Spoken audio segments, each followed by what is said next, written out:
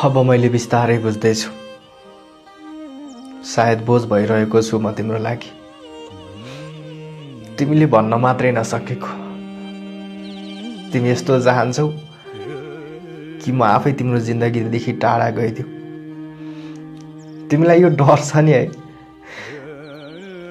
आफूलाई धोकेबाजको ट्याग नलागोस् भनेर त्यसैले अब मैले आफैले बुझ्नुपर्छ कि अब म तिम्रो जिन्दगीमा बस्न आउँदैन मलाई त यो त थाहा छ नि तिमीले अर्को पाइसक्यौ म भन्दा राम्रो मैले भन्दा धेरै माया गर्ने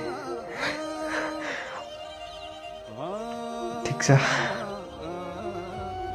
अब गइदिन्छु म तिमीदेखि टाढा